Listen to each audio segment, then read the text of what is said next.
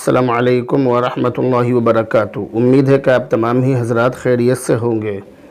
بڑے دنوں کے بعد ڈیلی سوال و جواب کے ایک نئے ایپیسوڈ کے ساتھ میں مفتی خالد قاسمی آپ تمام ہی حضرات کا تہہ دل سے استقبال کرتا ہوں اور آپ کی خدمت میں حاضر ہوں۔ ڈیلی سوال و جواب کے آج کے ایپیسوڈ میں جو ہم نے سوال لیا ہے، یہ سوال ہے محمد طاہر پھپھونڈا کی طرف سے۔ کہہ رہے ہیں السلام علیکم۔ وعلیکم السلام۔ یہ کہہ رہے ہیں کہ خیریت سے ہوں گے آپ؟ الحمدللہ، اللہ کا شکر ہے۔ یہ کہہ رہے ہیں کہ اللہ آپ کو خوش رکھے، اللہ آپ کی عمر میں برکت دے، اللہ آپ کو ظالموں کے شر سے حفاظت فرمائے۔ جی، میرا سوال یہ ہے کہ فضائل اعمال پڑھنا کیسا ہے، پڑھ سکتے ہیں کیا؟ دوسرا سوال یہ ہے کہ منتخب احادیث پڑھنا کیسا ہے، پڑھ سکتے ہیں کیا؟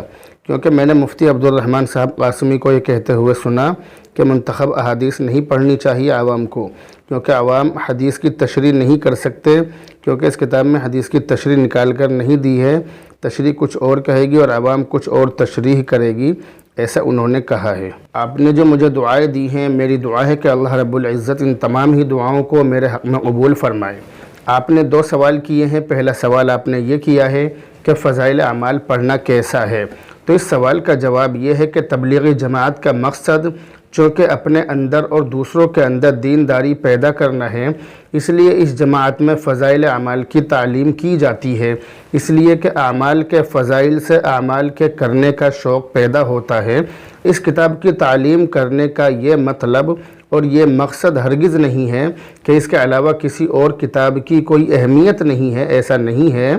باقی جو کتابیں ہیں ان کی اہمیت اپنی جگہ مسلم ہے، لیکن حضرت مولانا شیخ الحدیث مولانا محمد زکریا صاحب رحمۃ اللہ علیہ نے عوام کے ذہن کو سامنے رکھ کر عام فہم انداز میں اس کتاب کو مرتب فرمایا ہے تاکہ ہر ایک کے لیے سمجھنا اور عمل کرنا آسان ہو، اس لیے فضائل اعمال پڑھنے میں کوئی برائی نہیں ہے۔ دوسرا سوال آپ نے یہ کیا ہے کہ عوام کے لیے منتخب احادیث پڑھنا کیسا ہے، تو اس کا جواب یہ ہے کہ منتخب احادیث کو عوام کو پڑھنے سے منع کرنے کی فقہی وجہ یہ سمجھ میں آتی ہے کہ اس کتاب میں صرف احادیث اور ان کے ترجمے لکھے گئے ہیں، معانی اور مفہوم کی وضاحت اور تعیین نہیں کی گئی ہے، جس کی وجہ سے سننے والا ہر شخص حدیث کا مطلب اپنے ذہن سے سمجھنے کی کوشش کرتا ہے، جو کہ انتہائی خطرناک معاملہ ہے اور میں نے اس کا تجربہ بھی کیا ہے۔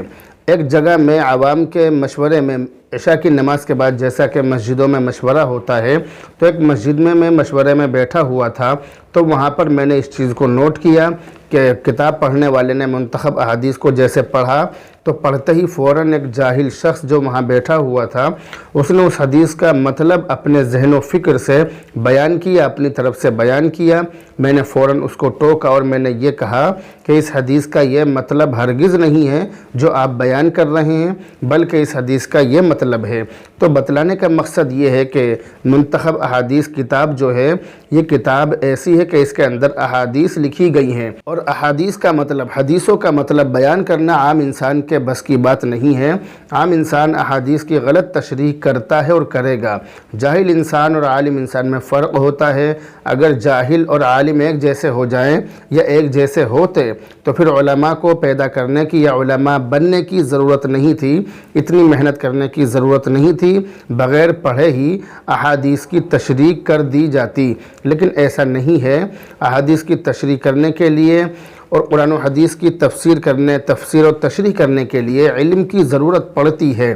تو یہ جو کتاب ہے منتخب احادیث، اگر اس کو عوام میں پڑھی جا رہی ہے تو اس کے لیے ضروری یہ ہے کہ وہاں پر کوئی عالم موجود ہو جس کی نگرانی میں اس کتاب کو پڑھا جائے، اور اگر کسی حدیث کی تشریح بیان کرنے کی ضرورت پیش آئے تو وہ عالم دین ہی علم کی روشنی میں اس کی تشریح بیان کرے، اس بات کا خیال رکھا جائے۔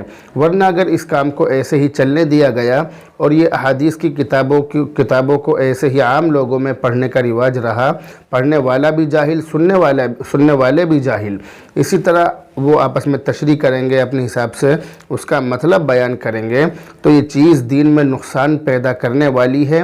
اس سے دین کا اور دین کے لوگوں کا، دینداروں کا بہت بڑا نقصان ہوگا۔ ہماری تبلیغی جماعت میں لگے ہوئے جو پرانے لوگ ہیں، یعنی جن کی عمریں گزر گئی لیکن وہ بے پڑھے لوگ ہیں، تو اس طرح کے لوگ احادیث کی تشریح اپنے ذہن سے بیان کرنے میں ہرگز پیچھے نہیں ہٹتے ہیں۔ اس کے برخلاف فضائل اعمال میں حضرت شیخ صاحب نے آیات اور احادیث کے معنی اور مفہوم کو عام انسان کے ذہن کی رعایت کرتے ہوئے اس کی ضرورت کے اعتبار سے بیان فرمایا ہے، اور بعض مقامات پر بہت ساری جگہوں پر فقہی بحث کو بھی مسلک کے تناظر میں بڑے ہی معتدل اور درمیانی انداز میں متعین کیا ہے، جس سے اندازہ ہوتا ہے کہ فضائل اعمال پڑھنا کافی فائدہ مند ہے۔ بہرحال مجھے امید ہے کہ آپ اچھی طرح سمجھ گئے ہوں گے۔ منتخب احادیث اور فضائل اعمال میں ان دونوں کتابوں میں زیادہ بہتر یہی ہے کہ فضائل اعمال کو پڑھا جائے، اور منتخب احادیث اگر پڑھنی ہے تو کسی عالم دین کی نگرانی میں پڑھنی چاہیے۔ اس کے برخلاف اگر کریں گے تو بہت بڑا دین کا نقصان ہو سکتا ہے۔ بہرحال اب آپ سے رخصت ہوتے ہیں، دعاؤں میں یاد رکھیں۔ السلام علیکم ورحمۃ اللہ وبرکاتہ۔